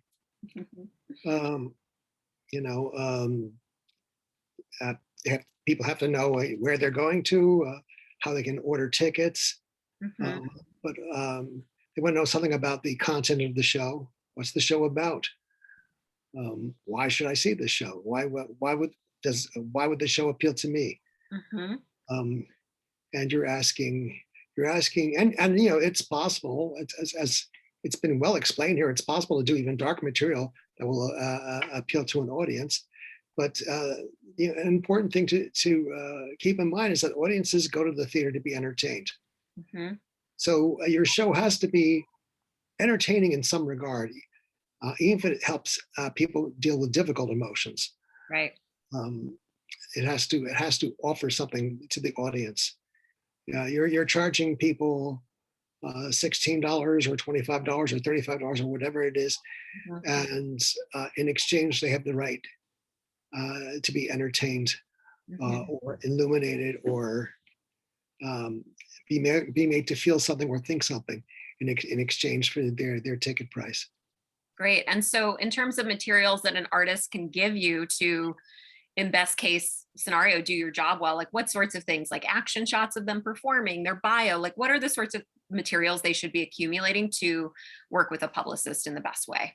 Well, back in the day, I was an English major, so I always ask my clients to send me their script. It's just how I personally work. Yes, I will need a bio. We'll need production stills. They should be action shots, not headshots. I had one critic from the LA Weekly scream at me once, "What are you giving me a headshot for? I'm not a casting director." And she was right. So it should be shots of you as you appear in performance. They should be JPEG format, never a PDF, in color, not in black and white. And they should be high resolution for print media. That's 300 dots per inch. It's 300 DPI. You can get away with a lower resolution for web-based media. like 72 DPI, but for print media, it has to be 300 DPI. Great. This is so informative. Thank you so much, Phil. And please, if you feel comfortable, put your contact information in the chat, because I know artists are going to want to work with you and reach out to you. Okay. Thank you so much, Phil. Okay, next up, and to close out at least this formal part of things, is Robin Miguel. Let me find you, Robin, and let me spotlight you. Hi, Robin. Is it letting you unmute? Hi there. Hi. So everyone, it's my pleasure to introduce you to Robin. She was a producer of the NAMBA Women's Voices Festival in Ventura, and she did such a beautiful job just curating and bringing in awesome talent to shout out women's voices for this experience. And Robin, I would love to have your producer perspective for all these solo artists on, you know, as they approach the festival circuit, what sorts of things are you looking for as a producer? What do you want to see an artist bring to the table that makes their show appealing and stand out from the others when you're sifting through submissions? Hi. I've been on both sides of this equation. So some of what I learned, I wrote a solo show. I did Fringe with a solo show. Mm-hmm. And after Fringe, there's this, what's next? I put all this work, what's next? And everybody's looking around for the next thing. Right. And I started just doing Google searches in 2 a.m. when I couldn't sleep. And I found things like the Vermont Fringe Festival takes first come, first serve. Anyone can be in. And I submitted to a show in New York City off Broadway, just my script. Mm-hmm. And I submitted after the deadline because I just, everything everywhere kept putting it out there, and I got accepted. Wow. And they made an exception for me. So I would really encourage people to look all over for places for their show. Mm-hmm. I know when we were considering which shows to take, I was approached by NAMBA theater to put up my own show. My second show, I went from a one-woman show that I could manage, and then I thought, oh, I'm going to write another play, and this one has 8 actresses, and my husband's like, oh my God, you're smoking crack. You can't manage 8 actresses. You're out of your mind. Right. And I did it, and it was, you know, all my Girl Scout leader training came into play. But with that bigger show, NAMBA offered me a spot, and I looked at their venue, and I'm like, I got to be real as a producer. This is not a good fit. Mm. And like, I really respect Carla looking at a theater and saying, this is not a good fit. Mm. That's smart thinking. Mm-hmm. But then there's other places where you might be a really good fit. Like my show at that New York City festival, that was a really good fit because it was based on my story and it was the theme that they were looking for. Right. So when we were looking at submissions, we had a board that we had to get it passed. Right. And some of the shows I super loved, they came back saying, this is too stand up, or this is too offensive. I mean, if you want to put all that stuff in the first 5 minutes of your show, they're not going to get past it. If they're watching a video and you've got all of the most scandalous stuff right in that first 5 minutes, they're not going to get past it. And another thing I learned is lengths. I had a show slip in that was 90 minutes. The theater didn't like it. And they wanted 1 hour shows. That's good to know. When I had my one woman show get accepted, like when I was at the Whitefire and I was at Vermont Fringe and I was in New York City, every single venue wanted a different length. I had to go back in and rewrite. I had to go back in and redirect. The actress had to learn new lines. But if you really want to perform all of these different places, you got to be open to expand and contract. You got to be open to asking, what kind of tech stuff do you have? And also, if you're not in the area you live in, how are you going to fill that theater? Right. how much can you count on the theater people to bring, do they have an audience that just comes no matter what the hell's playing? Or do I need to really find my people in that community? Right. And sometimes like with TL, we really did reach out to the deaf community. We really, and they snubbed us. And you have to think about what options are available to you and just keep trolling. Because I have to say, the audience that was sitting in that seat for TL's show could not have loved it more. Right. And the other thing that we added at the Women's Voices Festival was Q&As. Right. And it was as easy as asking for it. And it was on some of these shows, it was absolutely as enjoyable as the actual play itself was the Q&A after. Right. So if I had a one-person show I was taking out there, I would ask, hey, can I do a Q&A after? And I brought streaming to NAMBA, and I did a little homework, you know, because Google is my friend. I found this box that I could buy that would live stream anything, anywhere. And I got that box, it fits in my purse.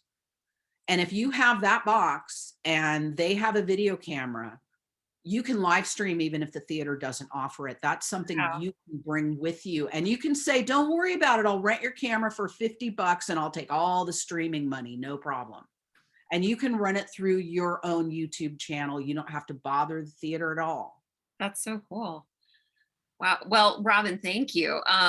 And I'd love to move into just a bigger discussion, which I would love for you to continue to be a part of, because I know people are going to have questions for you. So, everyone, I know that we're running a little over time. So if you need to bounce, feel free, but I would love to, if there is anybody who has questions in our audience of anything, and it can be the solo artists on the panel too, but if anybody has a question or anything that we didn't cover that they'd like to ask any of our panelists, feel free to raise your hand. It's easier for me if you raise the virtual hand, because then I can see it on the side here, which is under reactions and raised hand. But does anybody have a question, or I suppose a comment too?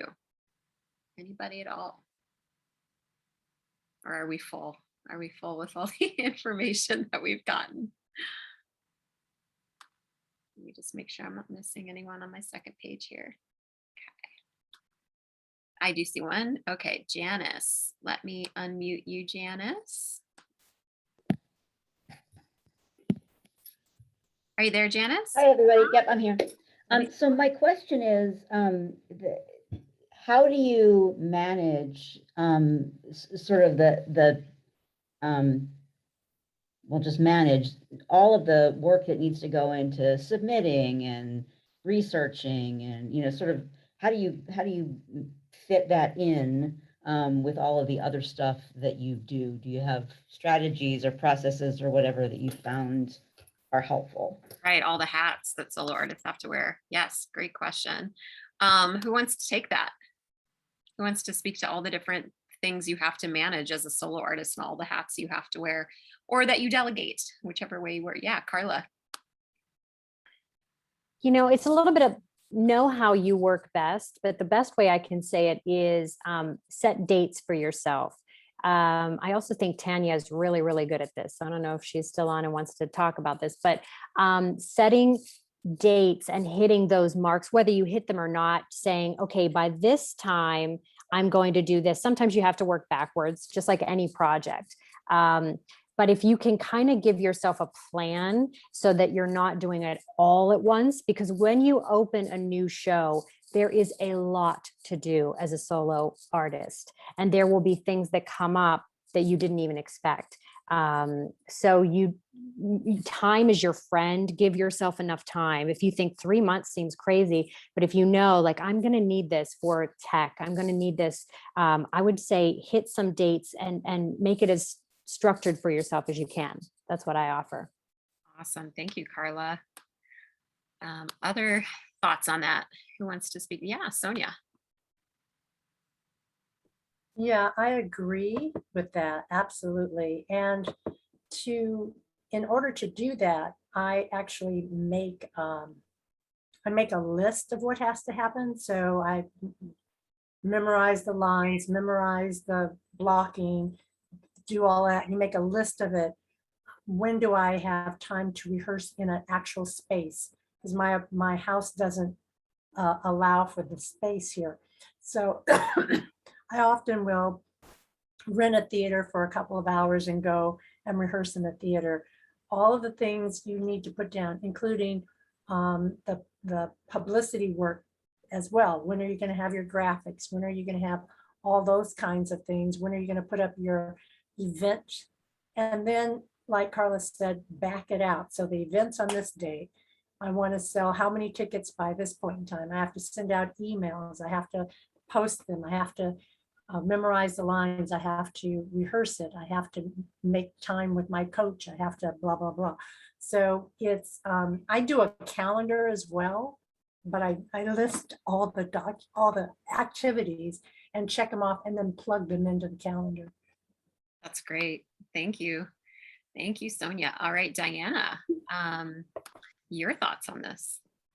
Yeah, I definitely second what Sonia and Carla are saying. And I just have to say on the time issue, when you start going into like maybe wanting to be in a theater season or doing conventions or festivals, sometimes those are a year out. Sometimes if you're touring, it's going to be much further out. So I've really learned to get into the idea of looking at it as a whole year, as opposed to just doing this one festival, one off, and then this other opportunity comes up. So even like doing Edinburgh, I look to doing Edinburgh every year. And I know that before Edinburgh, maybe there's this festival that corresponds with mental health awareness that I might want to apply to for May. And then I'll back up or I'll move forward throughout the year. And I do think that it's important to go through what your goals are. So when I first did my show, my goal was to get all my family and friends in. When I was doing Edinburgh, my goal was to publicize to people who would be supporting me as backers and then get press. When I'm at new festivals now, my goal is to engage with as many organizations and colleges as I possibly can. So I think going into each one will help you also backdate your goals and your timelines. Amazing. Thank you, Diana. And then Veronica, I'll have you close us out on this topic. And then I think Trina has a question. So Veronica, whatever you want to share on this topic. Yeah, I just wanted to echo what Diana was saying about setting goals or knowing what your goals are. I think that's very important because everybody has different goals. Like Diana was saying, your goal could just be like to get to be more a part of the community or to promote yourself or to get your story like, oh, I want to make this a Netflix show, but this is like a way to kind of get it in there. So it's knowing that. And I think also knowing your strengths. Like my strengths are writing and performing. So like creating a solo show in a vacuum for me, it's easy. Like it's not easy, but it's like not as hard for me as like marketing, as like promoting my show, of getting the graphic designs and getting like reels cut and things like that and video. So for that, then I think, I hired Phil as a publicist. I hired Yannicka Olin to do my graphic design. But that's also because I had a budget, someone was discussing earlier about having a budget. So also knowing what your strengths are and knowing what your parameters are, because some people, like, you might have a great idea, but you work 50 hours a week. And when you're not working, you have to go take care of your family or health stuff. And maybe you're not going to be able to put a stake in the ground right away, but maybe like, well, I'm going to do a little bit at a time. And 2 years from now, maybe I'll have like a rough draft of a script where then I can have a reading of it and then make sure it's, it's quality and then promote that. Cause I think the last thing I want to say about it is also, I think you have to have a good show. Like if you don't have a good show, like I think there's some people that are either unscrupulous or don't have the self-awareness to still promote their show, even though it's not very good. But it's a lot easier to promote a show if you know you have a good show and you have confidence in your show and there's a reason for doing it. So I think more than anything, like, put your time into your show. And then if your show's good, then you'll have that much more confidence and ability and make the sacrifices, whether that's budgetary or time-wise, to put into your show and getting it out there and getting the audiences. So smart. I love it. Thank you, Veronica. All right. Trina, let me see. I'm sure you are asking a question. Let me make sure you get spotlit. Oh, I don't know if it will spotlight you if we don't have your camera on. Is it working? Say hi. Okay. Yeah. Hi. Did it? Yeah. Okay. I didn't turn it on. My question is there, if anyone, I want to speak to, I would like people that did their first show who did not live in LA. Like how did they deal with that? Like not living in LA, being their very first show. If there's anyone on here that did that had to try to figure out how they were going to manage that, like, doing tech or whatever from another place. And they didn't have I guess maybe they didn't have an apartment they were renting out for a couple months or 6 months or something, like someone that just had to have that challenge. If there's anyone here that does it specifically have to be that they did it in LA or just somebody who did their show in a different city beyond where they were based? Because I think what you're asking. Maybe, yeah, it could be, yeah, just the based. challenge of, right, the challenge of having no experience doing a show and having to go through all that in a place you don't live in. I see. Okay. If someone has that, it would be great. Sure. Anybody want to speak to that? Catherine's like, yes, please. Okay. I don't know how helpful this is going to be, but I'm going to try. Okay. So the first thing is you need to hire Phil as your publicist, right, Phil? Yes. Phil got me on this radio interview with this dude who looked like Johnny Bravo. And he asked me some really silly questions, but like all of a sudden people thought I was super legit because I was on this radio thing. So that's the first thing. Okay, the second thing is that, so I did it in LA. I live in San Diego, right? But I'm working with Jessica. So I did Solo Fest at the Whitefire, and then I did an encore, and then I did Hollywood Fringe, and then I did, what's it called? Binge Fringe, right? So like the first show, because it was streaming, right? So that was what it was pretty easy to get people to come to because they just had to buy virtual tickets. So I would say if you're doing it from out of town, or if most of your base is out of town, I would say if there's a streaming option, take it. So that's the first thing. I kind of wish, I hope this is okay to say, I kind of wish I had said, Whitefire Theater, thank you so much for the award. I'm going to skip the encore because that was the one where I couldn't get like enough people to watch it. And then with Hollywood Fringe, I think for me, the point of Hollywood Fringe was more to meet people because that was another one where it was like, I really didn't have a lot of people in the audience, but I made some really important connections and I'm trying to focus on that. Now, I really wish I had a list of who actually saw my show from Binge Fringe, because that was the one where I was like, I literally don't have anyone that I can invite. I feel embarrassed asking people if they've already seen the show. Some people don't have that disease, but I do. So I just started putting out a lot of YouTube content and like mentioning my show at the end of it. And miraculously, there was a fair chunk of people who tuned in virtually to see that show. So like, I would say if you're like, you definitely need to do a lot of social media posting and stuff like that. But for me, I found it was easier not to have it be all about my show all the time. And it was better to talk about other stuff and just kind of mention, throw the show in there. So to summarize, stream it. Don't let them give you an encore unless you really freaking think that you can fill it. Except that you may just be doing something more for making contacts and the learning experience, and put out lots of content that might not be related to the show. And hire Phil. And hire Phil, yes. And did you do the tech? Like, did you have to come up to LA and then go back home and like I all did. that tech work? Okay. I did, yes. And the car broke down and yeah, like I drove up there and then there were all these problems and I had to come back and Jessica listened to me say lots of bad words. So yeah, lots of driving was involved. Okay. Thank you, Catherine.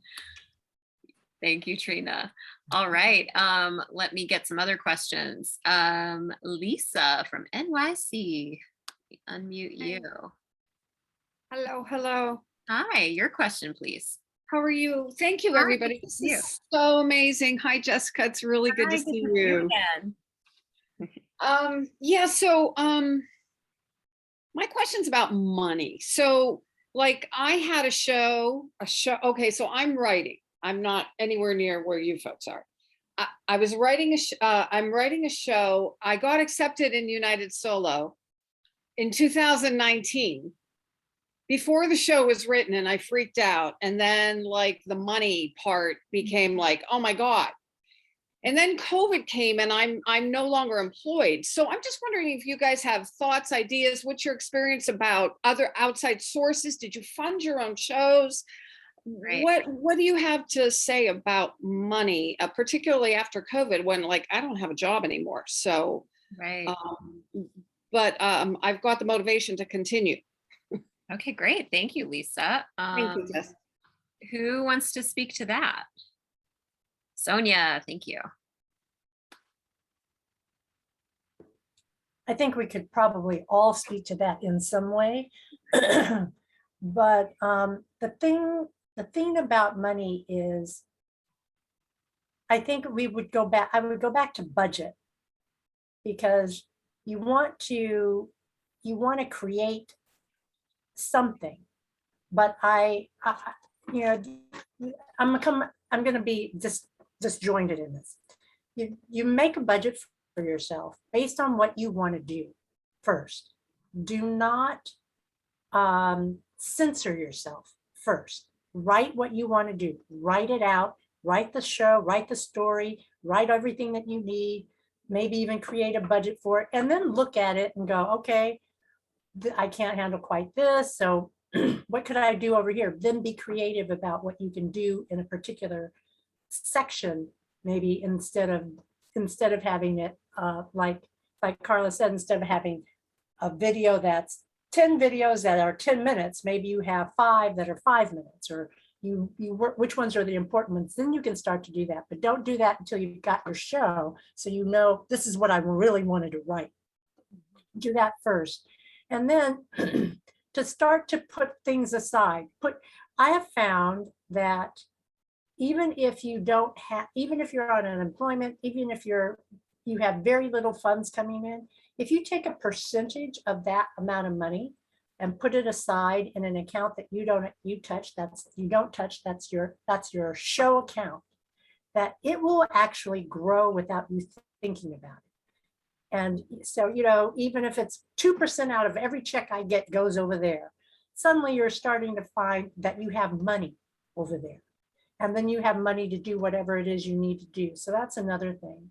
Another thing is you can do GoFundMe's and things like that, but you may want to just look at how you're going to do it, or what you're going to do, or there's so many different types of ways to do a show now, virtually, live from your living room, live on, being somewhere else, having your friends do it on YouTube, put it up, and then start to raise money for it from that. Have your friends, I'm showing it.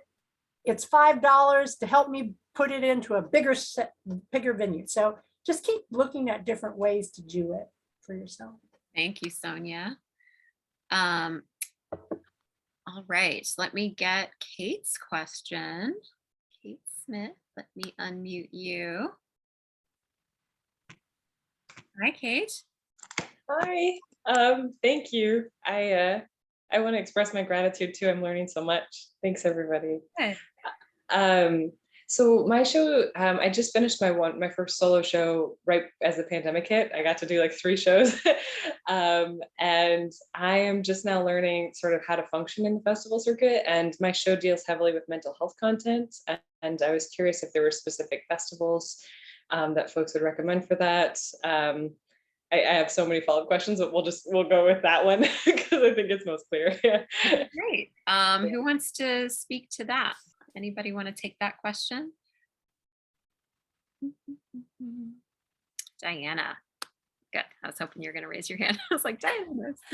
My show deals heavily with mental health, and thank you very much for raising awareness about that topic, because I think we all have bodies and brains and everybody's affected by it. So it's the more we can talk about it, the more we can destigmatize it.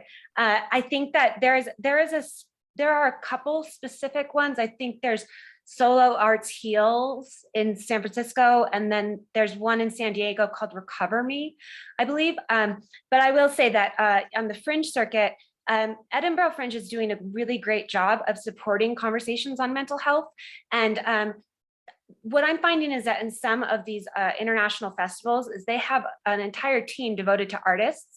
I just did Melbourne Fringe, and they have like artist services where they are able to help you with your own specific needs as far as like how to reach out or like how to get different people involved that would be wanting to talk on this topic. But I think that regardless of what festival you're in, putting forth mental health awareness is a ready-made target market that often does have a lot of interest. And I'm finding when I talk, my show deals with mental health, but it deals with certain life traumas that will present in the mind. But I'm finding that when I promote it as mental health, people are a lot more likely to come see it versus me talking about intimate partner violence. So I would say in your marketing, move forward the term mental health because it's a big topic right now. And there are a lot of festivals that are very supportive of that. Thank you, Diana. Anybody else want to follow up on that? I thought I saw Heather Keller. Did you have your hand up? Okay, so we'll have Heather close us out with that, and then I'm going to wrap us up for the day. Heather, your thoughts? Yeah. Oh, I agree with Diana a lot on all of that because when I say my show is chemo, the chemotherapy is in the title, Chemo Barbie, but it's kind of a title that is it purposely is done that way to drag you in and to get the attention. But then when I promote the show, I talk about how it covers mental health, infertility, women's issues, and it's uplifting. And I think that's one of the more important things, because if I was to just say it's about my cancer story, everyone's like, oh, cancer, everyone has that, but it actually covers a multitude of topics. So, and it does it in a positive kind of informative way. And so if you approach that as a selling way to sell also, I find that I get more attention that way, as opposed to something that's more like what Diana, you said, interpartner violence or something. It's not, my audience is bigger if I promote it as uplifting and it's a story about healing and growth and, journeying through something, not, so it is a little bit about how a person kind of presents it. And I think there are a lot of public grants out there. If you look at different grant opportunities, usually the arts, I'm trying to think of what it's called, but the National Endowment for the Arts, or organizations that do have grants, I would highly recommend that. Part of it got shut down during COVID, so you used to be able to physically go there. They're kind of look for your local branch, and there are also a lot of women's organizations that might be able to help provide funding, or they may have knowledge to kind of send you somewhere that would have funding. So those are a little bit of the options that I've worked with. Yeah. Thank you so much, Heather. Yeah, definitely. All right. Well, I just want to thank every single person who is still on the call and everybody who was here but had to go. I know I said an hour. I was like, Jessica, are you kidding? It's not going to be an hour, but I tried. But there was so much rich conversation, and I just thank you all so much for your time and your talents and questions and all of that. And if you do have follow-up questions, you can always reach me at soaringsoloartist@gmail.com. Yeah, that's it. Well, I hope you all are full of all this wonderful information, and please have a beautiful rest of your day, and we'll all talk soon. Thank you, everyone.